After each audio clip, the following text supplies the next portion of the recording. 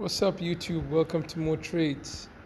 All right, Bitcoin has shown some nice action today. We expected some volatility coming into the FOMC meeting, and Fed Chair Powell came out with a 75 basis point rate hike, which was the forecasted rate hike, and it was already priced in the market, so it didn't do much of an effect other than a spike up, spike down by speculators. Nothing major. We're still in the same range. We went up to the top of this range of 20,180, around 20,180, and the bottom, we almost hit the bottom of the range. We went down to 18,340. What we need to see is what happened over here. What happened a few days ago on the 19th, we came down below the value area low. This is on the 4-hourly, and this volume profile is taken back to 20th of August. So we came down to the value area low, had a candle that opened below it, and we went up. We got a nice bounce up, and we came down, almost touched it again, and we continued higher. Over here, we were struggling at the upper trend line of this descending channel, upper barrier, and it was a fib level. If we take the Fibonacci tool and take a look at the Fibonacci retracement level of this particular point where we were struggling, if you bring it down, you will see that we hit the 0.61. We actually, if you look at it, we were struggling below the 0.5 fib. We wicked above. This is on the 1 hour. We wicked, let's look at it like this. We wicked above the 0.5 all the way to 0.786, possibly almost the 0.8, but we closed below the 0.5, which is a retracement level. That told me that we're going to roll over, but I got into a short. But given that we had some important news now today, it caused some volatility that stopped me out. Nothing major, but this move up hasn't broken this high. So the wave count that I was looking at previously, saying we're in a 5-wave move down, I've been saying this all along. Let me show you this on the daily. This drop from up here to here was a wave 1. This was a wave 2. This was a wave 3 till here. Then we had an A, an expanded B pocket, and we came down in a C. That's what happened.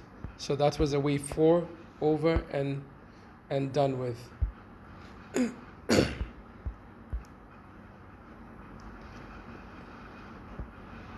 The wave 3 might have finished here, and we had an A, B, and a C possibly in a wave 4.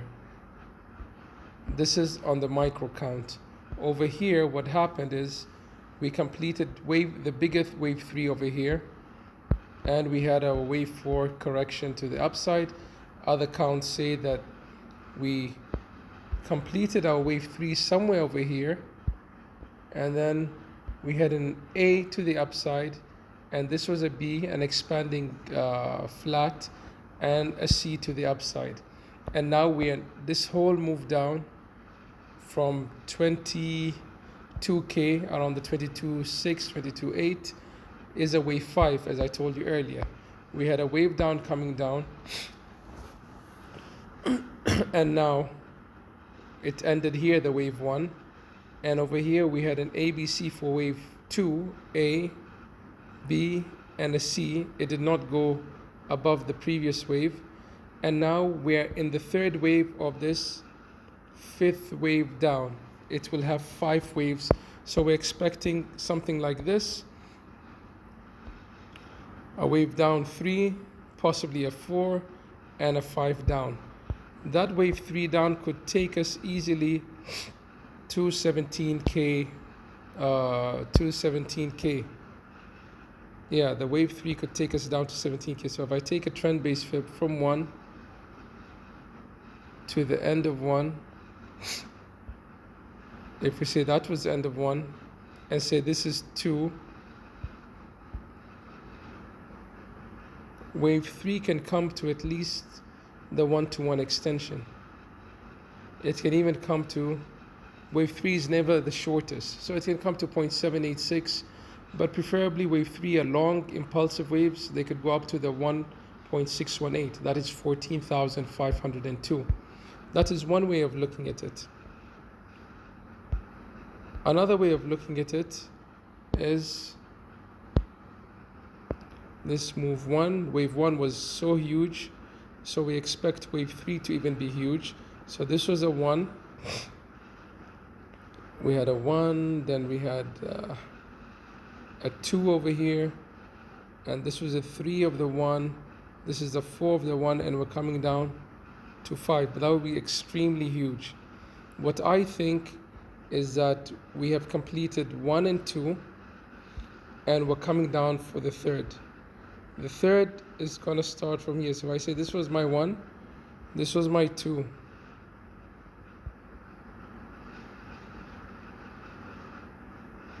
And if I say my 2 ended over here, this looks more like it. So my 1-to-1 extension can bring me down to 15K. But mind you, the main target I'm looking at now for the other short that I have from way above at 40K, I'm looking at possibly visiting the 17K again. When we go to 17K, a lot of people will think we're going to bounce. We might have a feeble bounce, a small bounce. We might have a big bounce, but just be aware, we don't necessarily have to bounce off so strongly again back up. It's a possibility, but just be aware it doesn't have to happen. So first target for me now, I have a few levels to look at. At the moment, we are clinging onto support. You need to know that if we lose the 18.7, I need to bring back my fixed range volume profile. If we lose the 18.7, then that is a value area low, then which lies at 18,647, which we went under, but we didn't lose it. Losing it means we start really opening and closing candles like it looked like what happened here. It looked like we were losing it, but the candles were weak and we reversed. That was like a consolidation and we reversed back up.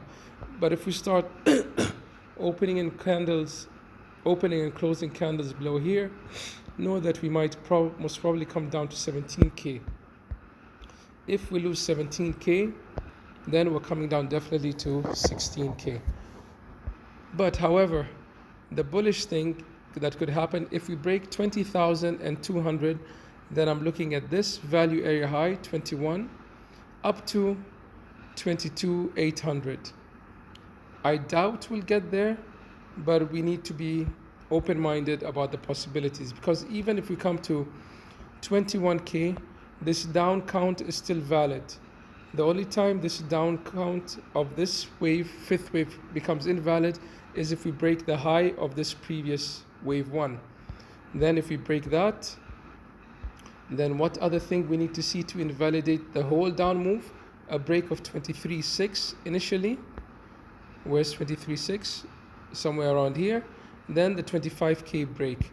So if we start breaking, if we can even get above this level of 19,800 and start breaking above and opening and closing above 20,200, then I'll be looking at 21.7 to 22.8 as first and second targets. Level of support at the bottom, 18.7, quite critical.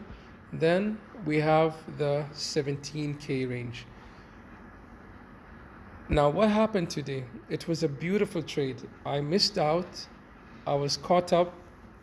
Just a few minutes before the FOMC, I said that in 5 minutes, I need to stop and put my eyes in the chart. But unfortunately, life happens and I got caught out. And if I had seen this, I really think I would go on a big trade on this. Reason being is very simple. I'm going to show you the technical aspect of this. Why would I put a lot of money into this trade? Relatively larger than I would usually. So here we go. This is on the 1 hour. You can see we had a pump. Then when FOMC came, we opened at 19,839. It was a perfect, where is this? 19,839. We opened over here, our candle, above the point of control, and we went down.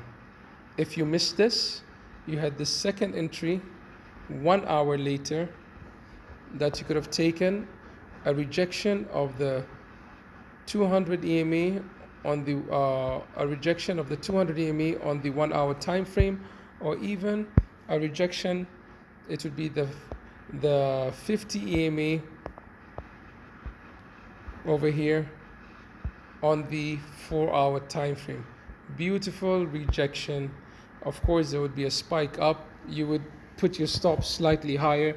You might get stopped the first time, then you would go to lower time frames since you've seen it in the higher time frames. Then you would go to the lower time frame and see, okay, what is price doing at the moment? Then you would come here. This is on the 15-minute. Possibly you came in here and you got stopped out at the first wick. Then it came down. You missed it. You'd say, I'll come in the retrace. You came up and you continued lower. That would be a possible trade. You had very good chances. You had more than one chance. Let's see in confluence of this fib retracement over here. Okay, we did not reject perfectly on the 0.618. We actually went up all the way to the 0.8 fib retracement. Then we went down. So you might get stopped once or twice, but then you take a chance because it's a high probability trade, which doesn't happen much. And when you get it, you grab it. Unfortunately, I wasn't able to grab it today. It was a point of control along with the 55, not the 50, the 55 EMA on the 4 hour. Let's go to the hourly. I'll show you the point of control. I need to go back so the fixed range volume profile shows over here. Okay, there we go. The point of control along with the 200 EMA. The second rejection was perfect on the 200 EMA. And you would be in a nice trade at the moment if you took it from here. If you got the high of the wick to the bottom, you would be at almost a 9% move in, I don't know, that was so fast. And if you took it from the second entry, possibly at the moment you would be at 4% with leverage. That's a beautiful trade. So basically, as I always say, just watch the levels. I give the levels, watch the volume profile, fixed volume range profile, and the EMAs. I use the 8, 13, and 21, and 55 and 200 together. On another indicator, I use the 5 and the 13 and the 50 and the 200 and the 800 together. I've explained more than once the techniques on this. How do I decide on an entry? Now, if we go on the 15-minute, and let's try to analyze what happened at this wick. You had the MACD crossing down over here. You had the MACD cross. Let's look at the EMAs and see, did the 8 and 13 cross the 55 at that point? 8, 13, and 21 are still above the 55, even as we speak. So there is no sell signal yet. This was so volatile that the EMAs didn't get a chance to even cross even on the 15-minute. Let's look at the 5-minute. I think on the 5-minute we must have gotten a cross by now. Yeah, we got the 5-minute will give you a lot of noise. We got it once, we got it twice. 15-minute is a time frame I like to look at for entries. I look at my MACD, my EMAs, and the RSI mainly. I also use stochastic, but mainly the RSI. There you go. So at this point, you would see that the MACD crossed, telling you momentum is dying, but price was crawling upwards. That is a divergence. That is bearish divergence. Higher highs on the price action, lower highs on the indicator. And same with the stochastic, lower highs. But that is on a small time frame, so it's not a guarantee. Okay, now, since the EMAs didn't cross, it would be a decision you would take solely on indicator and price action. This indicator would tell you, okay, spiky action, big red bar, next cross, you take it on the expansion. Until now, we did not have the expansion on the 8 and 13 and 21, as in crossing the 55 and expanding. We might have a slight pump coming into Asia tonight. I also have Fibonacci time coming in tomorrow. That is relevant. A lot of times it plays out. So Fibonacci time this is on the 4-hourly. On the next 4-hourly candle, that will be the daily candle open. It will be my trigger line. It's not Fibonacci time. Fibonacci time is over here. I always have my trigger line before that. We might see something, a move up or a move down. We can't tell. Given that we had the spike up and we're holding support, it's quite relatively it's bullish. However, the bearish count, Elliott wave count to the downside is still valid for me, even though we're still holding support. So if we start losing 18.7, it might be a sudden move down. I missed the entry, and I'm not gonna enter at the moment. I won't FOMO in. I'll wait for the next trade. I like to trade higher probable trades. If I don't do that, I do get wrecked. If I don't do that, I try my best not to. Thanks for watching. Like and subscribe to the video. More trades. I'm out.